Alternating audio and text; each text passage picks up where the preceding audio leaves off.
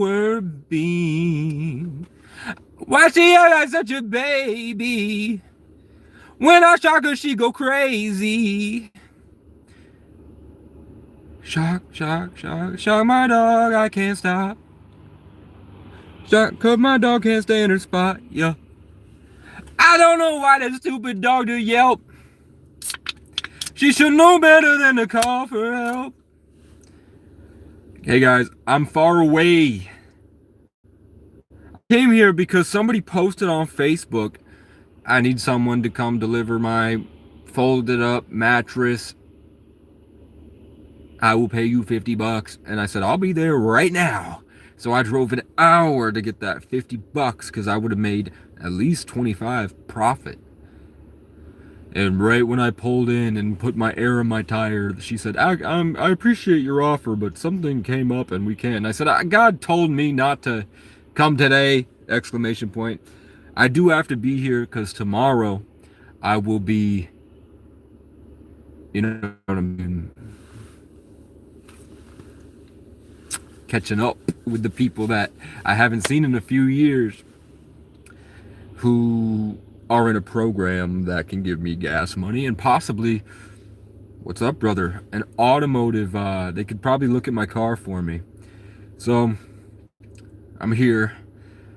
I did buy a pizza. I bought 2 pizzas for $15, which puts me down to like $33, which is enough to get back and get to work. So it is what it is, man. I'm waiting for this notification that my pizza is out of the oven, and I'm going to my favorite spot that I used to go to more than 2 years ago now.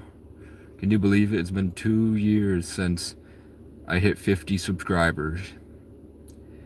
I was at like 20 subscribers, and then I commented on a YouTube channel that got me to 30, and then I made a couple YouTube shorts and a couple videos, and I got to 50 subs, and then I've just been live streaming pretty much every single day since. If I didn't live stream, I would best believe I made a YouTube short. And now we're here, guys. We're at 1,000 subscribers. Average viewers are around 500 people watch my channel every single day. I can't even comprehend what's going on out there in the universe. What's up, Aryan Patel 666? I'm chilling, man. I'm getting some Domino's pizza and going to have a good night. I came back to this town that I conquered in my year of the cat. I started off with my car stolen, and I had to trudge through as a homeless man with rash on my feet, gangrene, probably. Like, my feet were fucking green and it hurt. And I had to go have a professional person get the shit out because it was hurting. And when they stole my car, they didn't tell me they had it until I owed them $4,000. And they stole it from me while I was fucking shopping at Walmart because I had let an 18-year-old kid stay in it, and he was smoking some weed, I guess. So they were pissed that the car was there, but I wasn't even there. I was shopping, and I was going to take the car and leave, and then they took it. There was a sticker that said you have 48 hours to get it gone. And then I was like, okay. And then after 20 minutes, they had taken it. And they took my fucking $200 speaker, my studio, everything, man. So I was homeless out there with just my computer. Got into a shelter. I met schemy, slimy, smelly Ethan and little weirdo Phoenix, these energy vamps. And they betrayed me, and I was cast out into the wilderness again, where homeless people would attack me, and I would make music. And then this bad bitch, heard me rapping and invited me up to her room, and then I hooked up with her for a couple weeks. And then I decided, no, I'm okay. I think I'm good. I don't like the vibe. I don't like that every night I can see a demonic entity in the room, and then all of a sudden she wants to suck me off. And then I can see the thing, and then I hear my angels going, don't nut, don't nut. And then I do, because it feels good. And then I see the energy go to the demonic thing, and I'm like, and then she cackles and gets angry later. And then this little 10-year-old girl comes in and goes, she's the queen of mean, you know? And I'm like, I think I'm going to go back out into the woods. And then I just survived. I got a bike, turned that into a better bike, turned that into a better bike. And I did a lot of shit, man. And I trudged through that trying to make a difference and help people. And I helped a lot of runaway kids and saved people from pedos, because there's a lot of pedos that prey on the runaway kids that get stuck here thinking that it's going to be nice in Vermont. It ain't. And then I had to move because this guy kept attacking me. So the Parks Department, I kept fighting the guy off. Kadia, the Leo 5. Spent his whole life traveling and learning martial arts, and he'd do mushrooms and take his shit out on me. Then I moved to a place where kids were throwing parties every day and every night. 4th of July out there. And that was nice. A lot of bad tings that were really interested in me. And then I was like, are you in high school? And they'd be like, yeah. And I'm like, I'm not ready for that, because my cousin got in a lot of trouble because 2 girls came onto him at a party, and he was like, 2 girls at once? Hell yeah. And then it turns out they were both 16, and it was illegal back then. So he got in a lot of trouble for that. So I'm like, I'm not doing any of that shit. If you do not have an ID, I don't care if I was a brain damage, whatever. I'm gonna be a worrywart tonight, motherfucker. Get the fuck out of here. And then I would rap with all the kids, and they would go crazy. And then at one time on August 8th, I swear to God, August 8th, the Lionsgate portal, that night, they pulled up a SUV in the middle, and I plugged in the aux, and I did Molotov. Boil like thunder, wait for the roar. There's nowhere to hide. I'm the king in the north. My whole team is ready for war. We know that we're special and came back to settle the score. We drew up our fire resources. We're coming to come gun down all of you dorks. You can never get my glory. I'm adorned and adornment. You're a doormat and annoying. Get the fuck out my flat foyer. And everyone's like, oh shit. And the girls like got really close, and I said, I just raw dogged my 5th bitch this morning like a Mormon. I got an assortment of shorties whose little brothers adore me. Go ask the Lord who you think's more important. All the girls went, and now I'm like, maybe I could have worded that better. But back then I was like, ah. And there was a guy there named Patrick who was living in his car, and he saw me, and he said, God literally showed me you this morning. I knew I was going to meet you. Please help me. And I was like, with what? And he threw himself at my feet and was praising Allah, even though he's a little Irishman with red hair. He said that a couple named Sean and Jessica had moved into the back seat, and he was sleeping in the front seat, and he would go drive them, and they would steal from Home Depot and sell the tools to carpenters for drug money. And he was like, I don't want to be around these people anymore, but they won't leave. So I was like, okay. So I called the Parks Department, and I hung out with them the whole night. Called the Parks Department, and Neil said they had a space for them, and they were already working with getting them a space down by North End Beach. So I ran their errands for them. They tried to swipe the car from him at the last minute, but I got in the driver's seat and wouldn't let him, because he was very suggestible. And I never asked for the car, but I brought him to the mosque he said that he wanted to go to, because he didn't feel like driving. And he said, you know what? God has told me to give you this car. I can't afford the insurance payments. I'm going to live at this mosque. And I was like, are you sure? And he's like, yes, bring me to this church, and I'm going to live in a tent. And I was like, okay, if you change your mind, let me know. My dad's birthday happens to be tomorrow, so I'm going to go see my dad at least. And then he went on a faith walk, and I never heard from him again. But I have the message from him saying Casey has my car, and he's allowed to use it for as ever long that he wants to. And I drove it until we broke down, because it wasn't a great car. It was a nice car, and the miles per gallon was great, but there were some problems. Fart now. Can't do it. Wait till I have some cheese in my system, man. So, he said I just moved from there. Word. A lot of people are leaving this place. Yeah. So I was able to get a car, and I performed, and then I left, and then I came back to DoorDash. But I had a car, so I would take my DoorDash money, and I'd go on these long journeys. One time I went down the side road, and it was deep in the middle of the woods, nothing there.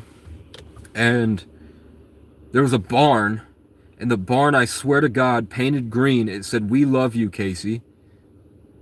And I can't find it, because I would just drive aimlessly. I wouldn't put a direction on it. I'd just listen to my music and play my songs over and over and over again, perfecting the vibe. And I swear to God, one time I looked up, and it was a barn that said, "We love you, Casey," in green. And then I would always wind up in the town that I live at now. Every time I drove around, I would end up in the center of my state and would get gas at that gas station. So coming back, I thought I would get excited. The cool thing is, I remember who I was before I left. I remember who I had become. You know, that confident archer. I really remember him. Long live the Empire? Maybe. Why stay in a car like this? Why not? Why waste a third of your income minimum? It's usually like half your income, right? Or even more. To pay for an electric box you don't even spend any time in because you either have a social life, hopefully, or you're at work most of the day anyway. So I'm just as comfortable. I'm so grateful because I came from the ground to be in this car that every day is amazing. And I love it. And if I did have a job, I would be making, what, twice as much as you net? Kind of seems like the only smart choice to make would be to not live in... Yeah, Poker, I've been homeless since I was 14. I had a car, then the car got stolen, then I had another car, then it broke down, then it got stolen, then for 2 years I traveled on foot. I walked 110 miles, checking out all these little small towns deep in the mountains, seeing how they treat me, not brushing my hair, looking worse, even though my vibe was fine, just to see how they would treat me. And showed you guys how nobody helped and everybody hurt, including like a homeless program. I had a 105 fever. It was negative 60 wind chill, and I basically died outside, hooking up my heater to their outlet and hiding in a tractor supply wagon with a tarp over me and barely alive. And they waited till they were sure I was dead and then called the police instead of just waking me up in the morning and bringing me inside. They waited till they were sure I was dead, man. Uber, your customers would get lice. You know, I'm not in Mississippi. Down in the South, they all got lice, I heard. Amen, bro, it's a ridiculous living. What? Living for what? Paying bills, never owning? Yeah, they're so proud of it. I'm like teacher's pet for a Satanist organization. What the fuck? When you need to take a shower, wash and brush your teeth, where do you go usually? I gotta find my toothbrush. Now that I have a car, I can drive 30 minutes away to the nearest shower. I'm working on meeting with churches, and I found a carpenter who will do it for free to build public showers in that area, and we can slowly work towards ending the homeless crisis the right way, which is not beat them into submission and force them into slavery. It's honor the wisdom and connection to nature they've earned and allow them to win the battle against their own mental illness so that they can be triumphant and innovative and excited and bring the new world through with them. Also, maybe build Phoenix Gym, which has a 90% success rate in Boston for completely recovering addictions. Modern society is a zoo, brother. True, I'm in the lions, tigers, apes, and bears. I'm from somewhere your mama... I don't give a fuck about you dummies. I heard your raps. I know you made it up. Ain't nothing you could say to us. Ain't nobody gonna save you, bruh. But if you're humble and you pray, maybe I could be the one to save you, but... You can't be gang unless you've been through homelessness. What's a mouse to a Doberman? Dragging her polar bear from somewhere? Your mama wouldn't let you go over there. Don't pretend that you know shit about shit. Sit down and let me overshare. I was on the ground, cold and homeless. I had to learn to get up and go and get it on my own. I ain't had no one on my phone. Shit, I ain't even had a coat. I just got the fuck up and did the most. That's how you grow. Bitch! You was asking mom for money. I was hopping over fences in the trenches trying to hunt a buck. I won't lie, that shit was dumb as fuck, but I got up and I got it done. And that's why I'm up here rolling with the holy ones. I don't give a fuck about the who's who. All your pussies mad just because she wouldn't choose you. I'm on Mount Olympus shooting lightning like I'm Zeus. I'm the problem and the proof. I tell your pastor what to do. I just designed a stage for crickets, chickens, kale, and spinach, solar in a coop. Got soldiers waiting for the signal here to Honolulu. I'm a big body, button heads with moose.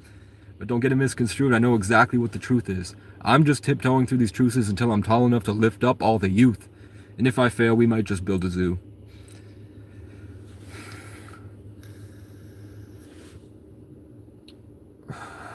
Who gives a fuck what you think? Man, everyone is living in their cars now because of taxes. Yeah, hopefully we'll get electric cars soon. So that there will be this huge nomadic culture with electricity fueled by the sun and can go anywhere and do anything. Society will change. It will be an amusement park. The world will be outside for once. Hi, how could I be praying for you this week? However you want, Victoria. Appreciate it. I'm just waiting on Domino's pizza. Let me check it real quick.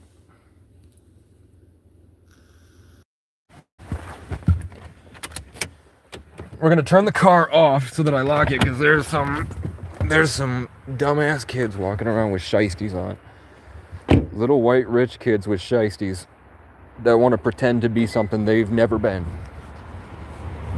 So we're locking my car. Yeah, I wrote that 3 years ago, by the way. The front building. Gotcha, thank you. This is a different restaurant now. What's it gonna be? Indian food. Indian Nepali food. I love Indian food, man. Yeah. When do you open? Maybe next week, before 15, I think. 15? Alright, I'll be back. Yeah, sure. Cool. Indian food. What the hell? This used to be the Domino's. Now it's Mountain Valley Indian Cuisine. I didn't even look at the sign, man. Domino's used to be there. Now they say it's like here, I guess. This is where Maps puts it.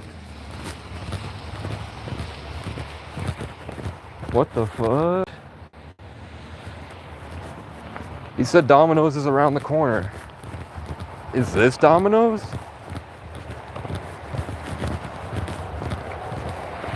What the fuck? Lyons, Vermont?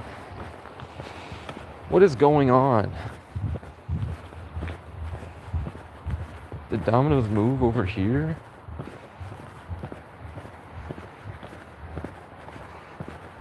Bro, where is my pizza? What the fuck? I'm gonna have to call the store. I had shrimp curry the other night. Okay. I'm gonna have to figure out where the Domino's is. I was just going live because why not? We hit 1,000 subs. Thank you for watching, man. Maybe I'll be back on in a minute. We'll see.